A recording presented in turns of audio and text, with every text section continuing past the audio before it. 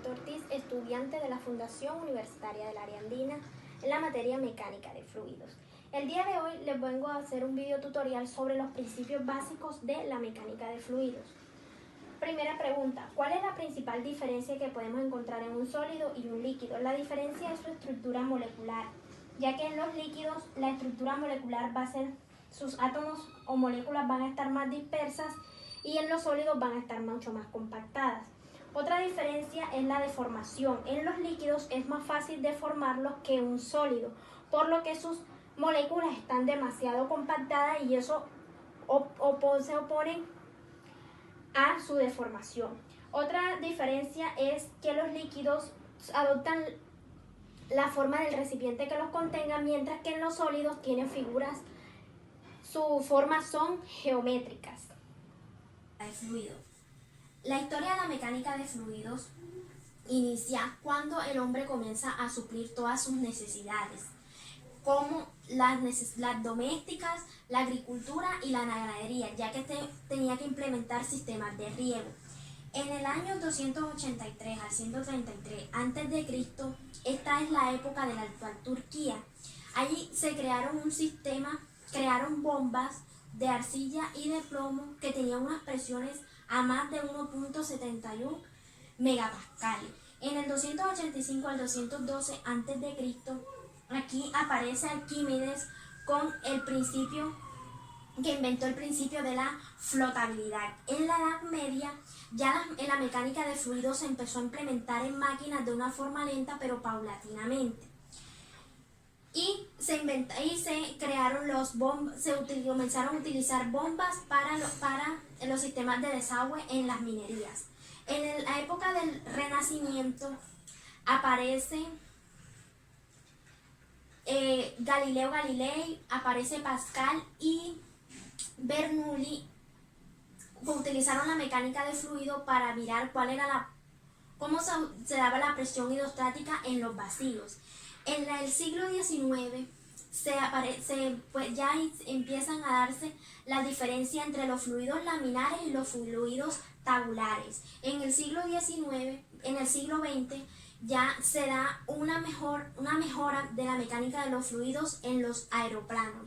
Las leyes o principios en las que se basa la mecánica de fluidos. Entonces, las leyes son la homogeneidad dimensional.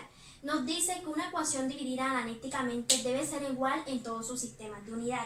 Y la ley de la viscosidad de Newton es la que nos dice en la forma que se da para fluidos ordenados y que su movimiento se da en líneas paralelas o rectas. El principio de Bernoulli nos describe el movimiento del fluido a lo largo de una corriente. Y la ley de Poiseuille nos dice que el caudal crece cuando se le aumenta la presión y el radio en el tubo, y que disminuye cuando se le aumenta la viscosidad. Las principales propiedades físicas que se utilizan en la mecánica de fluidos son la densidad, el peso específico, el volumen específico, la presión y la viscosidad.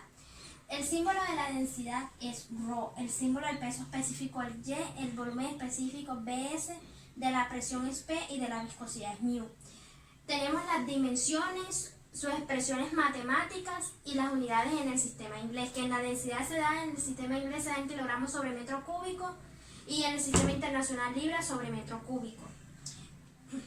Del peso específico en el sistema inglés se da en newton sobre metro cúbico.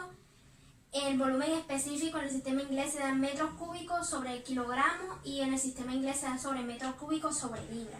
Y la presión se da en pascales en el sistema inglés y en el sistema internacional se da en PSI.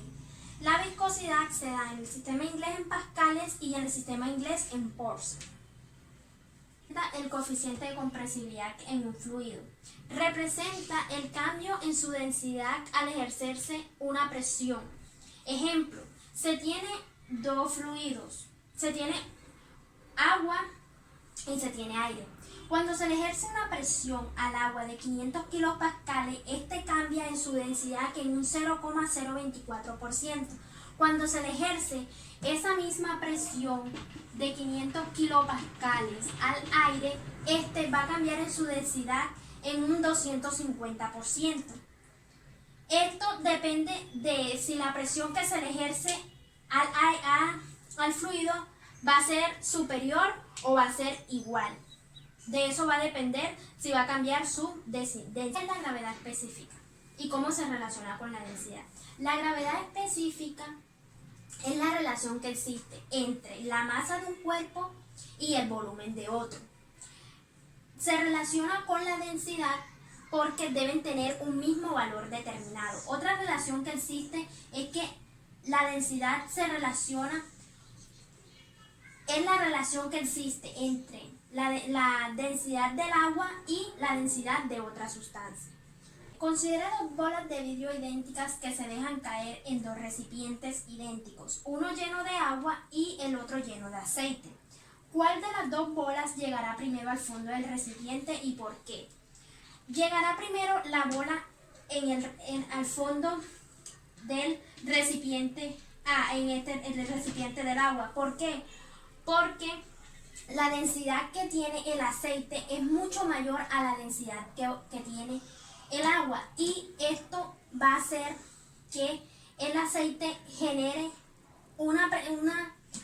ponga una mayor resistencia al esfuerzo cortante, lo que va a hacer que la bola no llegue al fondo del recipiente de inmediato. La diferencia entre un fluido newtoniano y un fluido no newtoniano. La diferencia que existe entre es que los fluidos newtonianos son los que su viscosidad va a ser constante. Esto va a depender de la gráfica de esfuerzo cortante y de tensión de deformación. Un ejemplo de un fluido newtoniano sería el agua, y los fluidos no newtonianos son los que su viscosidad varía dependiendo de la temperatura y el esfuerzo constante que se le esté aplicando.